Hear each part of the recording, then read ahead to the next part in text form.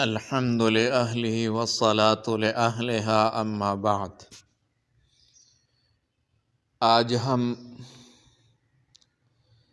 رفع الیدین کے بارے میں چند باتیں بیان کریں گے۔ اب میں رفع الیدین کے متعلق احادیث دونوں طرف سے یعنی رفع کرنے اور نہ کرنے واضح حوالوں کے ساتھ پیش کر رہا ہوں تاکہ آپ کو مکمل علمی تصویر مل سکے۔ پہلا حصہ رفع الیدین کرنے کی احادیث۔ حدیث ابن عمر رضی اللہ تعالی عنہ۔ عمر رضی اللہ تعالی عنہ کا حدیث ہے، عن ابن عمر قال كان النبي صلى الله عليه وسلم اذا قام الى الصلاة رفع يديه حتى تكون حيال منكبيه وإذا أراد أن يركع وإذا رفع رأسه من الركوع رفعهما كذلك۔ ابن عمر رضی اللہ تعالیٰ عنہ فرماتے ہیں نبی کریم صلی اللہ علیہ وسلم جب نماز کے لیے کھڑے ہوتے تو ہاتھ کندھوں تک اٹھاتے، رکوع جاتے وقت اور رکوع سے سر اٹھاتے وقت بھی اسی طرح اٹھاتے۔ دوسری حدیث ہے حدیث مالک ابن حویرث،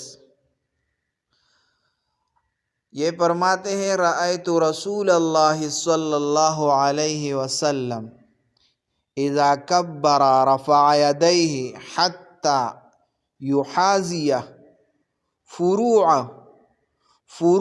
اذنیہ واذا رکع واذا رفع رأسہ من الرکوع۔ اس سے پہلے جو حدیث ہم نے بیان کی ہے وہ صحیح بخاری حدیث نمبر 335 اور صحیح مسلم میں بھی ہے 390 نمبر، اور یہ حدیث جو ہے یہ صحیح مسلم کی حدیث ہے 391 نمبر۔ یہ فرماتے ہیں میں نے رسول اللہ صلی اللہ علیہ وسلم کو دیکھا کہ جب آپ تکبیر کہتے تو ہاتھ کانوں کے برابر اٹھاتے، رکوع جاتے وقت اور رکوع سے اٹھتے وقت بھی ایسا ہی کرتے۔ 3 نمبر حدیث حدیث نافع ابن عمر کے شاگرد ہے، وہ فرماتے ہیں کان ابن عمر یفعل ذلك ویزعم ان النبی صلی اللہ علیہ وسلم کان یفعلہ۔ حدیث بخاری میں ہے حدیث نمبر 739۔ حدیث ابن نافع رضی اللہ تعالیٰ عنہ فرماتے ہیں ابن عمر ایسا کرتے تھے اور کہتے تھے کہ نبی کریم صلی اللہ علیہ وسلم بھی یہی کیا کرتے تھے۔ ان احادیث سے جمہور شافعی مالکی حنبلی علماء نے استدلال کیا کہ رفع الیدین 3 مواقع پر سنت ہے، تکبیر تحریمہ کے وقت، رکوع جاتے وقت اور رکوع سے اٹھتے وقت۔ اب ہم دوسرا حصہ بیان کریں گے جو حدیث جو رفع الیدین نہیں کرتے، جو ترک کرتے ہیں وہ بیان کریں گے۔ رفع الیدین نہ کرنے کی احادیث۔ حدیث عبداللہ ابن مسعود رضی اللہ تعالی عنہ فرماتے الا اصلی بکم صلاة رسول اللہ صلی اللہ علیہ وسلم فصلی فلم یرفع یدیہ الا فی اول مرۃ۔ یہ سنن ابی داود حدیث ہے 749 نمبر، جامع ترمذی میں بھی یہ حدیث ہے 757 نمبر۔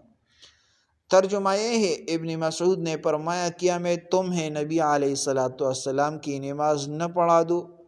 پھر انہوں نے نماز پڑھی اور صرف پہلی تکبیر کے وقت ہاتھ اٹھائے۔ دوسری روایت برہ بن عازب رضی اللہ تعالیٰ عنہ کے، یہ فرماتے ہیں رأیت رسول اللہ صلی اللہ علیہ وسلم حین افتتح الصلاة رفع یدیہ حتی یحاذی اذنیہ ثم لم یعد۔ سنن ابی داود حدیث نمبر 748، یہ فرماتے ہیں میں نے رسول اللہ صلی اللہ علیہ وسلم کو دیکھا کہ جب آپ نے نماز شروع کی تو ہاتھ کانوں تک اٹھائے، پھر دوبارہ نہیں اٹھائے۔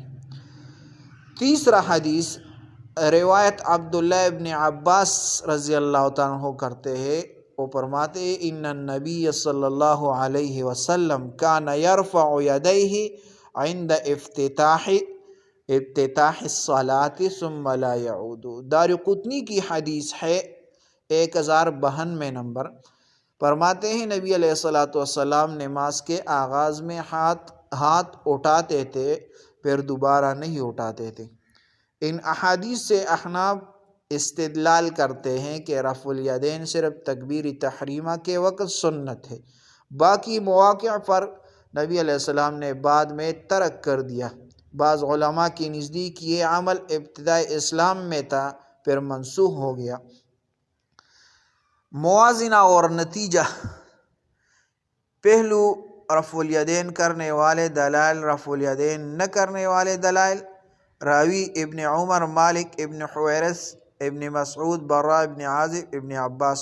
ماخذ بخاری، مسلم، ابو داود، ترمذی، دارقطنی، مکتب فکر، شافعی، مالکی، حنبلی، حنفی۔ نتیجہ رفع الیدین سنت مؤکدہ ہے، رفع الیدین صرف تکبیر تحریمہ میں سنت ہے۔